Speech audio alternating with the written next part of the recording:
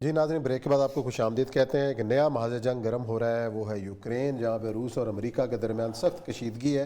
اور یہ سب یوکرین اتنی اہمیت کا حامل کیوں ہے دونوں کے لیے؟ روس کے ساتھ ہی رہا ہے، اب اس نے امریکہ نے دھمکی دی ہے کھلی کہ اگر یہ ہوا تو ہم پھر حملہ کر دیں گے۔ دیکھیں 1901 سے یہ جو یوکرین ہے نا، اس میں ہے یہ کیا اہم، ایسا؟ اس میں ہے صرف کچھ اور کچھ نہیں ہے۔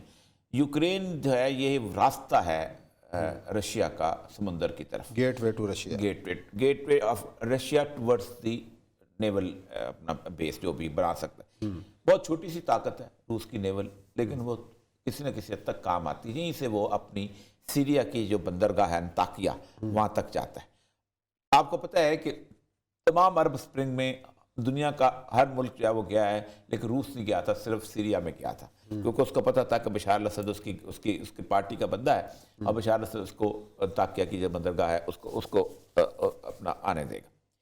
1901 میں تاریخ بنیادی طور پہ تھوڑی سی اگر دیکھ لیں تو ہم بڑا آسانی ہو جائے گی کہ 1901 میں معاہدہ ہوا ہے فرانس، انگلینڈ اور روس کا، اور یورپ میں ایک بہت بڑی حکومت ہوتی تھی آسٹرو ہنگیرین امپائر، ٹھیک ہے۔ اور دوسری بڑی حکومت تھی خلافت عثمانیہ، اور انہوں نے کہا تھا کہ ہم آسٹرو ہنگیرین امپائر پہلے ختم کریں گے اور پھر اس کے بعد خلافت عثمانیہ ختم کریں گے، اور ہم نے تم سے وعدہ کرتے ہیں کہ چونکہ تمہارے پاس وہ تمام جو پادری ہیں جو کہ آیا صوفیہ سے نکالے گئے تھے وہ تمہارے پاس ہیں، اور ہم تمہیں قسطنطنیہ دے دیں گے، اور آیا صوفیہ جو ہے وہ تمہیں واپس مل جائے گا۔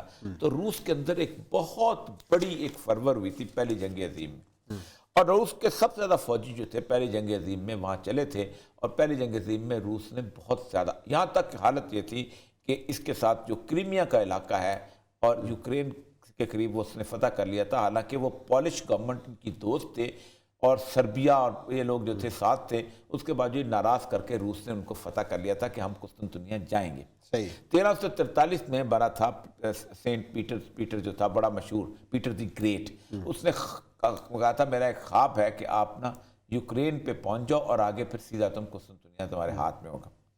1916 کے پاس جب یہ پہنچے ہیں تو ظاہر بات ہے آپ نے خلافت عثمانیہ توڑ تاڑ دی ہوئی تھی، آپ نے عراق فتح کر لیا ہوا تھا، اس نے اس کے بعد سعودی عرب کے اندر جو حجاز آپ نے لے لیا تشریف مکہ کے تھرو، لبنان، عراق، یہ سارے ملک جو تھے وہ آپ کے قبضے میں آگے ہوئے تھے۔ صلاح الدین ایوبی کی قبر پر جا کے اس نے ٹھڈا مار دیا تھا کہ ہم بیک ہم آ چکے ہوئے ہیں۔ اس وقت ہوا یہ کہ ان کو پتہ چل گیا تو اب تو روس کو دینا پڑ جائے گا، تو انہوں نے ایک موومنٹ بلٹ اپ کی تھی جسے کہتے ہیں بالشوک ریولوشن کی موومنٹ۔ اس کا جو بانی تھا وہ ایک یہودی تھا، وہ تھا کارل مارکس، اور ساتھ اس کی اینگلز ہوتا تھا، اینگلز بھی وہی، تو اس کے ساتھ ساتھ پورے جیوز، کیونکہ روس ایسا ملک تھا جس میں سب سے زیادہ جیوز تھے، تو ان کو پتہ چلا کہ ہم تو قسطنطنیہ اگر یہ ان کو مل گیا تو یہ تو ہمارے خلاف جیوز کے تو خلاف تھے، رشین جو زار تھے یہ روس جیوز کے خلاف تھے، تو انہوں نے اپنی تمام فورسز جو تھی نا اس وقت وہ ڈیورٹ کی، اور فورسز کو کہا کہ تم ساتھ دو کس کا؟ لینن کی فورسز کا، اچھا۔ ورنہ وہ آگے نہیں آ سکتے تھے۔ تو انہوں نے وہ علاقے پہ علاقے فتح کر دیے گئے، جن میں سے سب سے اہم ترین علاقہ جو تھا وہ یوکرین فتح ہوا تھا، کیونکہ وہ چاہتے تھے کہ یہاں جو زار کے وفادار ہیں ان کو مار دیا جائے۔ ایک شہر میں 50,000 لوگوں کو باہر نکال کے پوری لائن لگا کے ان کو گولیوں سے بھون دیا گیا، ایک دن کے اندر 50,000 لوگ جو زار کے وفادار تھے انہوں نے زار پہ قبضہ کر لیا۔ جیسے ہی 1917 میں اکتوبر میں انہیں انقلاب آیا تو لینن نے پہلا خطبہ تھا کہ یہ جو جنگ ہو رہی ہے یہ بیسیکلی یہ مفادات کی جنگ ہے، اچھا۔ اور یہ کارپوریٹ مفادات کی جنگ ہے، سرمایہ داروں کی جنگ ہے، اور روس جو ہے وہ ایک انقلابی ہو گیا ہے، تو ہم اس جنگ میں حصہ نہیں لیں گے۔ جیسے ہی وہ اس نے اپنی فورسز واپس بنائی انہوں نے سکھ کا سانس لیا اور کہا اب تو قسطنطنیہ ہمارا ہو گیا، لیکن اب قسطنطنیہ مسلمانوں کے پاس ہم نہیں رہنے دیں گے۔ تو انہوں نے یہ کیا کہ ایک ان کا بہت لاڈلا آدمی تھا جس کا نام تھا کمال اتا ترک، یہ بیسیکلی اس کے والدین جو تھے بزرگ جو تھے وہ یہودی تھے اور یہاں آ کے مسلمان ہو گئے تھے، ان کو کہتے ہیں دونمیا۔ دونمیا وہ ہوتے ہیں کہ جو اندر گھروں کے اندر سیناگوگ رکھتے ہیں اور باہر جو ہے وہ مسلمان سیر کرتے ہیں۔ تو اس نے یہ ایک موومنٹ بنائی تھی ینگ ترک۔ آپ خود سوچیں کہ فرانس اور انگلینڈ کی فورسز جو پوری دنیا فتح کر رہی ہیں، جو آسٹرو ہنگیرین امپائر ختم کر رہی ہیں، جو خلافت عثمانیہ ختم کر رہی ہیں، وہ ایک ینگ ترک سے شکست کھا جاتی ہیں، اچھا۔ وہ بھی سائپرس کے علاقے میں، جہاں کہ خاص طور پہ یونان کا علاقہ۔ اس نے فتح کیا تو لوگوں نے بڑی تالیاں بجائیں کہ مصطفیٰ کمال پاشا. مجھے امی اب کبھی کبھی کہتی ہیں کہ ہم جب بچے ہوتے تھے تو ہم وہ گایا کرتے تھے مصطفیٰ کمال پاشا تیری دور بلائیں. تو اس طرح کی یہاں بھی لوگ کہتے تھے کہ مصطفیٰ پتہ نہیں کیا بات ہے. تو جیسے یہ برسر اقتدار آیا ہے تو اس بندے نے جو تھا یہ وہاں پر اپنے ان کے ساتھ حکومت بنا لی, لیکن خلافت عثمانیہ کو اس نے قائم رکھا. لیکن برصغیر پاک و ہند میں جب خلافت عثمانیہ کی موومنٹ چلی ہے 1920 میں, تو ان کو پتہ چل گیا کہ یہ تو ایک مسلمان اکٹھے ہو رہے ہیں. اور محمود الحسن صاحب کہتے ہیں کہ ہم جب موومنٹ میں جب گرفتار کر کے لے کے گئے تو وہاں پر تو کالا پانی, تو میں نے پوچھا اس سے انگریز سے جو انچارج تھا کہ تو ہمارے اس خلافت کے خلاف کیوں؟ اس کا مسئلہ یہ ہے کہ ایک یونٹی ہے. ایک دفعہ خلیفہ نے کہا جہاد کی کال تو پورے مسلمان اکٹھے ہو جائیں, تو پھر اس کو کہا گیا کہ تم خلافت کو ختم کرو. تو اس نے 3 یہودیوں کو لے کے خلیفہ عبدالحمید کے دربار میں پہنچا اور اس نے جا کے اس کو کہا کہ آپ اتر جاؤ. اور آپ اندازہ کریں کہ اس وقت 1924 سے لے کے آپ ہم اسے بتا رہے تھے عدنان مدنی, اس نے حج منع کیا, اس نے اذان ترکی میں دی, اس نے لباس سارے کا سارا جو تھا ترکی اسلامی شناخت مٹا دی. تو اصل مسئلہ یہ تھا کہ اس وقت انہوں نے یہ کہا. اس کے بعد انقلاب آ گیا. 1917 سے لے کے 1992 تک روس ان کا مقصد پورا کرتا رہا.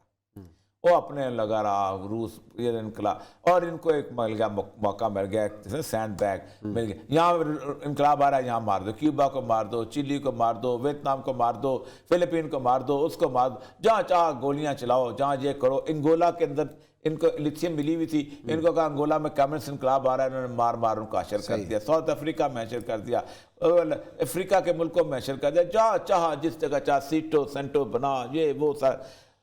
تو 92 کے اندر جب وہ روس چلا گیا تو اس کے بعد روس کو انہوں نے اس لیول پہ لے کے آ گئے کہ ہر چیز موجود تھی, کارخانے چل رہے تھے, کھیت آباد تھے, ہر چیز موجود تھی, لیکن غربت آ گئی, تباہ برباد کر دیا, اب کو قرضہ لینا پڑ گیا. لیکن پھر پیوٹن کی جو ایک بہت بڑی بات یہ ہے کہ اس نے اس کو دوبارہ سے ریوائیو کیا. اب ہوا یہ کہ انہوں نے اس کو روس کو مجبور کیا کہ تمہیں قرضہ تب دیں گے تم اپنے ان ملکوں کو آزاد کرو.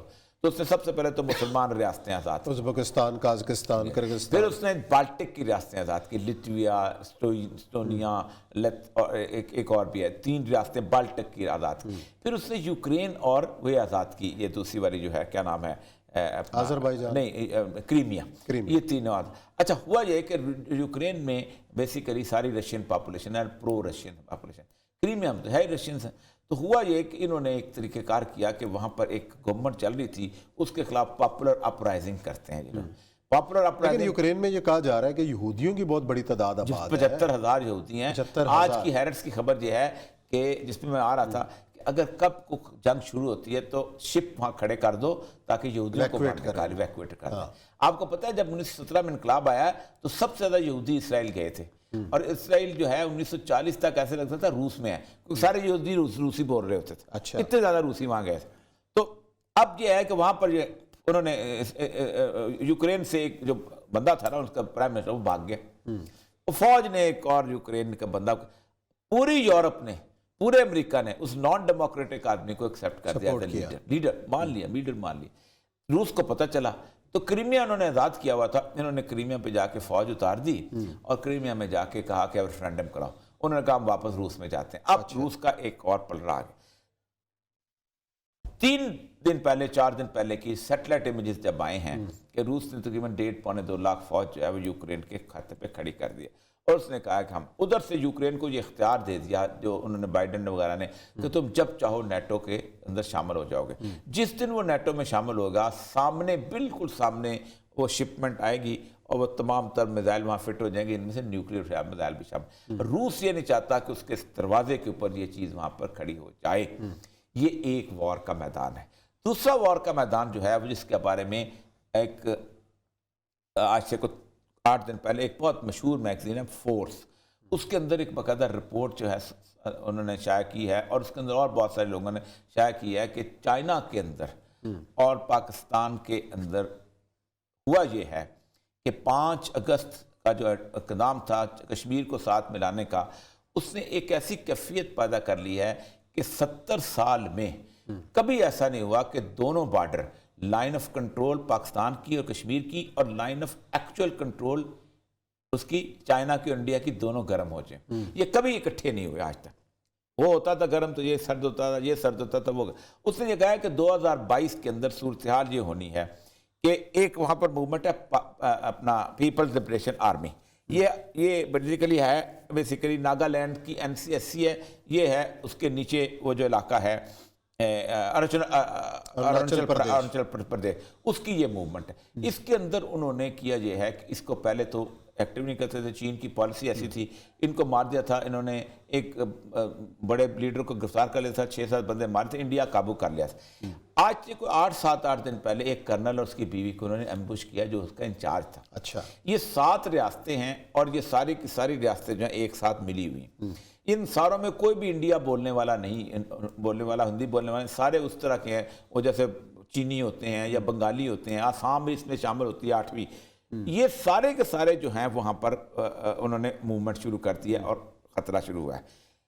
ایک BBC کی ڈاکومنٹری پرسوں آئی ہے، اس نے تاؤ ایک ولیج ہے وہاں گیا ہے، اس نے کہا ہولانگ کی چھاؤنی میں ایسے لگتا ہے کہ انڈیا کی تقریباً 10% فوج وہاں پہنچ چکی ہوئی ہے. موومنٹ نظر آئی ہے، ساری رپورٹ بھی ہوئی ہے. اب کل یہ ہوا ہے کہ انہوں نے وہ آبشار جو تھی جس کو زولنگ کہتے ہیں، جن کو جوسی تسر کہتے ہیں، اس کو انہوں نے فتح کر لیا ہے PLA. اب چائنا اس وقت لڑ رہا ہے پراکسی وار. یہ پورے کے پوری 7 ریاستیں، ایک چھوٹی سی پٹی ہے جس کو کہتے ہیں سلگری کوریڈور. سلگری کوریڈور صرف تقریباً کوئی 30 کلومیٹر کے قریب کا یا 22 کلومیٹر کا، ایک توپ کھڑی ہو جائے تو پورا راستہ بند ہو جاتا ہے. تو چائنا چاہتا ہے کہ اس کو کم سے کم اس کو کاٹ دیا جائے. یہ ایک لائن ہے جس کو کہتے ہیں میکموہن لائن. میکموہن لائن وہ تھے، اس نے تبت والوں کے ساتھ مل کے ایک ایگریمنٹ کیا تھا میکموہن نے 1914 میں، اور وہ ایک لائن بنا دی تھی. 2 لائنیں انگریز نے بنائی تھی، ایک ڈیورن لائن، ایک میکموہن لائن. ایک وہاں پر جو پورا علاقہ تھا نا جو آسام وغیرہ، اس کو کہتے ہیں نارتھ ایسٹرن، جیسا نارتھ ویسٹرن پروونس جو تھا، ٹھیک ہے، NWFP نارتھ فرنٹیئر پروونس، اس طرح نارتھ ایسٹرن فرنٹیئر پروونس. اچھا، تو یہ وہ نارتھ ایسٹرن تھا، یہ نارتھ ویسٹرن. وہ ایسٹرن پروونس میں یہ ساری ریاستیں آتی تھیں اور جان بوجھ کے اس نے اپنی اس کی وجہ سے اس نے رکھی ہوئی تھی.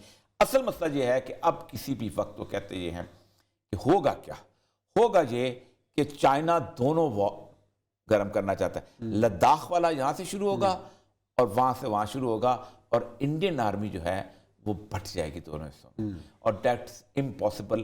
اور وہ کہتے یہ ہیں کہ یہ برف باری کے دوران ہی ہو سکتا ہے، کیونکہ چائنیز جو ہیں وہ عادی ہیں اور انڈین فوج. اسی لیے بھارت نے پیشکش بھی کی ہے پاکستان کو سیاہ چین سے وڈرا کر لو تاکہ ایک محاذ ہمارا تھوڑا سا کم ہو جائے. چلیں ناظرین، پروگرام کا وقت یہاں ختم ہوتا ہے. کل انشاءاللہ پھر ملاقات کریں گے کچھ نئے موضوعات کے ساتھ. اپنا بہت خیال رکھیے گا. اللہ حافظ.